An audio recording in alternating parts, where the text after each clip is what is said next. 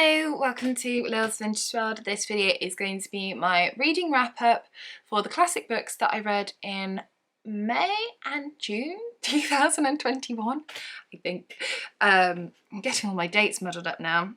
In the month of May, I only read one, hence why I've put May and June together. So, whoopsie daisy. I don't mean I read one book. What I mean is I read one book that doesn't fit into like my historical fiction category or my safety books category, etc, etc. And I will start with that lonely one. And that is Nightingale Wood by Stella Gibbons. Now, me and Stella Gibbons have had a very tricky relationship over the years. I read Cold Comfort Farm and I really enjoyed parts of it, but it's in dialect and so kind of just ruined it for me. It was just such a difficult read. It was so much more of a difficult read than it should have been. And I know this is one of her better works. Some people say it is her best work, some people absolutely adore it.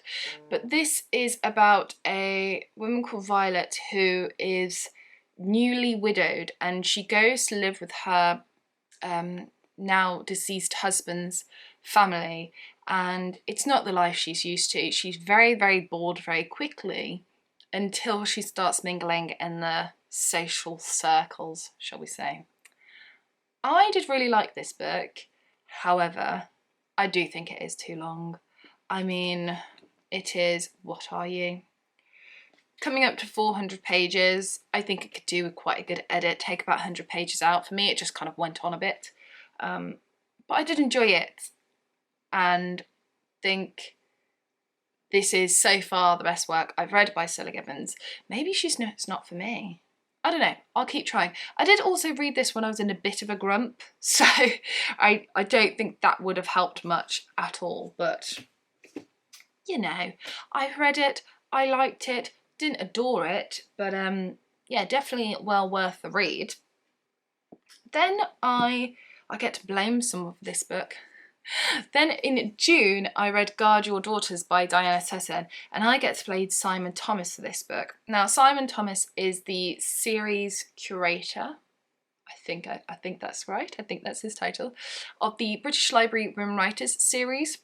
So essentially, he writes the afterward bit at the end of all those books, and he has picked a lot of those books, so he has a hand in which books to pick. Which get republished, and he picked Mama by Diana Tutton. That book knocked my socks off. That was so good. If you haven't seen my review for Mama, you can do up here. I absolutely adored it. And Diana Tutton wrote 3 books, I believe. This one, Guard Your Daughters, is one of her most famous. It has already been republished. It's been republished by Persephone Books. But I decided to see if I could get myself on a vintage copy, and I did, and this is so much fun. Like, it's so cool. I really like it. I love if you can get a vintage copy, because it just feels like you've gone back in time and you're reading at the same time as everyone else would have read it for the first time.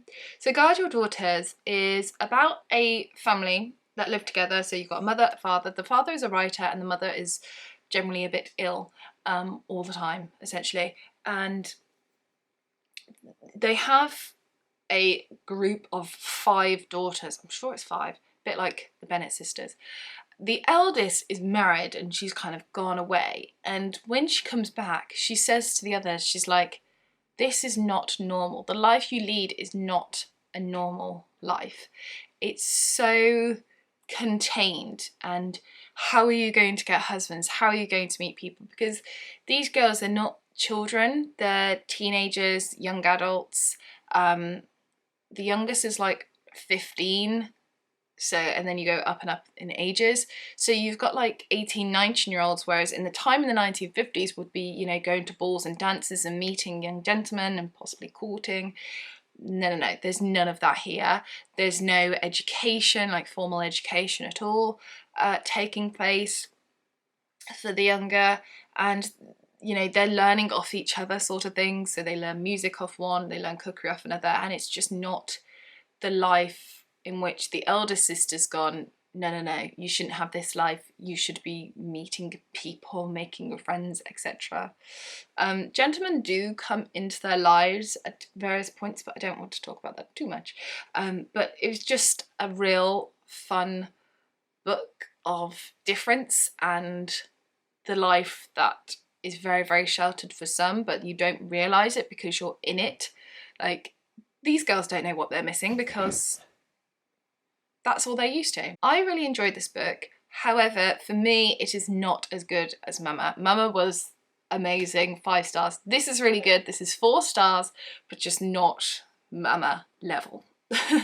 But definitely still well worth the read, a 4-star book. Then we have Designs by Jo by Elizabeth Ann Lowring. I think it's Elizabeth. I spell my name with a Z. This is spelled with an S, so I'm presuming it's Elizabeth. This is about a 26-year-old woman called Jo. Jo lives at the beginning of the book with her father. She lives a very frivolous life. She gets to go out, parties, dancing. Think the boho life of the 20s and 30s. This is what Jo's experiencing. This book is from the 30s, by the way. Should have said that earlier.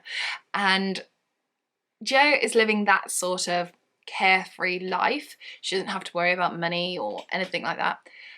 However, her dad is a fashion designer, and they have like a fashion brand and name and all these type of thing, though he is slightly out of fashion nowadays.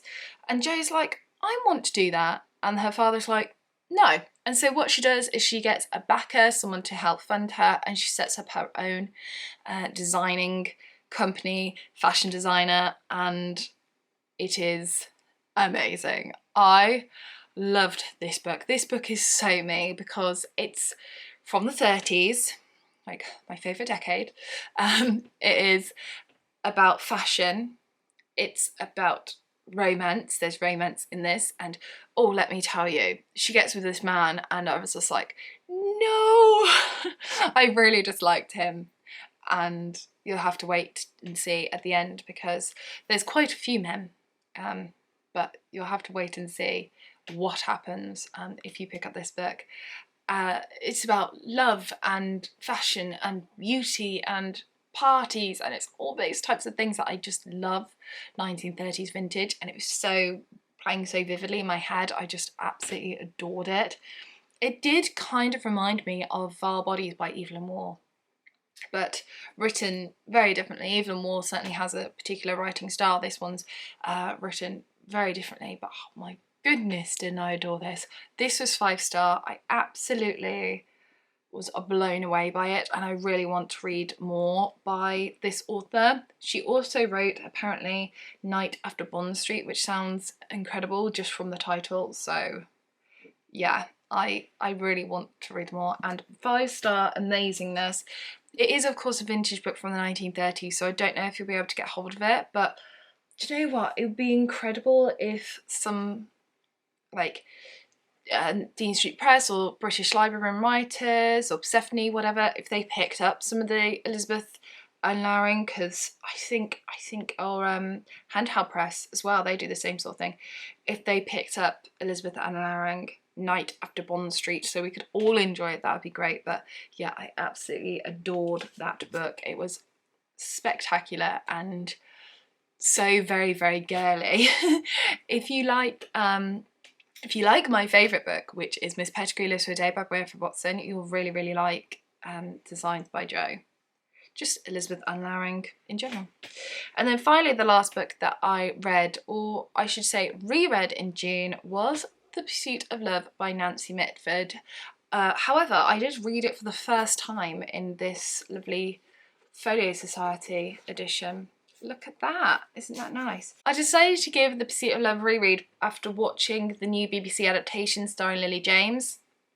And I did like the adaptation. I do think the book's better though.